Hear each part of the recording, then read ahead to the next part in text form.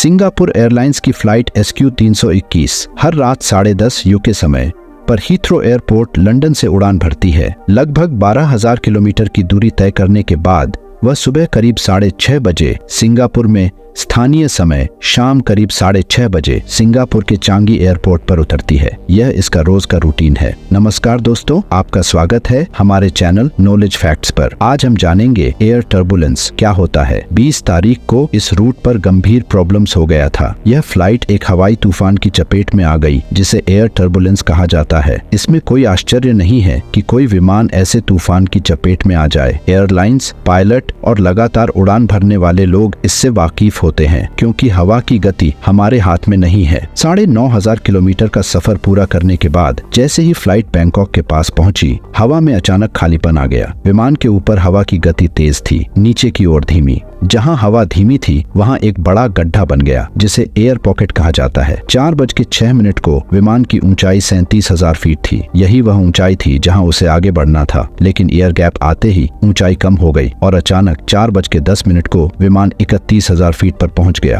अंदर बैठे कुछ यात्री सीधे ऊपर कूद पड़े। जो लोग सीट बेल्ट लगाए हुए थे उन्हें कोई फर्क नहीं पड़ा, बाकी सब हिल गए। 73 वर्षीय ब्रिटिश नागरिक को शायद दिल का दौरा पड़ा और कूदने के कारण उनकी मृत्यु हो गई। 6 यात्री की हड्डियां टूट गई और कुछ यात्रियों को मामूली चोटें आईं। विमान को तुरंत बैंकॉक उतारा गया। बैंकॉक में ही यात्रियों का इलाज किया गया और फिर उन्हें उनके स्थल पहुंचाया गया। लेकिन इस पूरे घटनाक्रम से दुनिया में एयर टर्बुलेंस की चर्चा ने जोर पकड़ लिया है। हवा की गति अविश्वसनीय है। यह किसी भी समय, किसी भी दिशा, किसी भी तरह से बहती है। हवाई जहाज हमें बड़ा लगता है, लेकिन आकाश में वायु प्रवाह हो, बादलों के सामने वह बहुत छोटा होता है। जहां बादल छाए हों, वहां तूफान की संभावना अधिक होती है। इसलिए पायलट या क्रू मेंबर्स अक्सर निर्देश देते हैं कि सीट बेल्ट बांध लीजिए। यात्रियों के लिए न सुनना और परिणाम भुगतना अलग बात है। सिंगापुर एयरलाइंस का विमान बोइंग कंपनी द्वारा बनाया गया बोइंग 777-300 ER प्रकार का था। ये विमान मजबूत है, इसीलिए तमाम उतार चढ़ाव के बावजूद उन्हें कुछ नहीं हुआ। दुनिया के सभी विमान तूफान झेलने के लिए बनाए जाते हैं। पायलटों के लिए एयर टर्बुलेंस कोई आश्चर्य की बात नहीं है।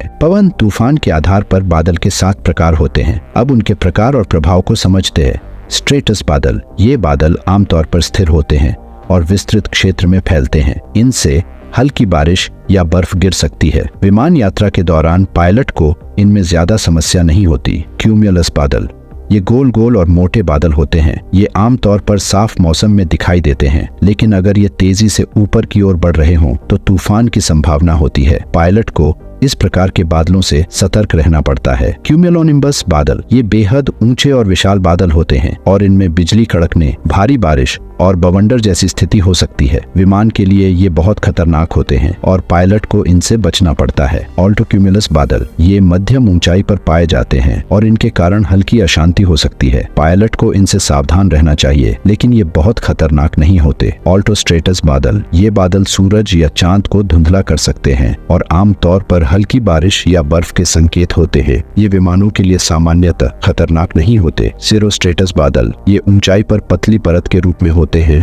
और अक्सर पूरे आकाश को ढक लेते हैं। ये विमानों के लिए बहुत कम खतरा पैदा करते हैं। क्लीन एयर टर्बुलेंस, यह सबसे खतरनाक स्थिति होती है क्योंकि ये साफ आकाश में होती है और पायलट या यात्रियों को इसका अंदाजा नहीं होता। ये अचानक होती है और विमान को हिलाती है। शोधकर्ताओं के अनुसार भविष्य में इस प्रकार की अशांति 150% बढ़ सकती है। जब विमान इन बादलों के आसपास उड़ता है तो पायलट को हवा की दिशा और गति के अनुसार विमान को काबू में करना पड़ता है। मौसम की निरंतर जानकारी और अनुभव के आधार पर पायलट यात्री को सीट बेल्ट बांधने की सलाह देते हैं। अगर किसी रूट पर तूफान की स्थिति होती है तो इसकी जानकारी अन्य विमानों को भी दी जाती है ताकि वे सुरक्षित रह सकें। हवा की गति में परिवर्तन, वायुमंडल की हवा हमें हवा जैसी लग सकती है, लेकिन वह घिरी हुई है। हवा का एक प्रवाह को जेट स्ट्रीम के रूप में जाना जाता है। जेट स्ट्रीम 4 प्रकार की होती है, लेकिन यह आमतौर पर 40 से 60,000 फीट की ऊंचाई पर बहती है। इसका प्रवाह पश्चिम से पूर्व की ओर है,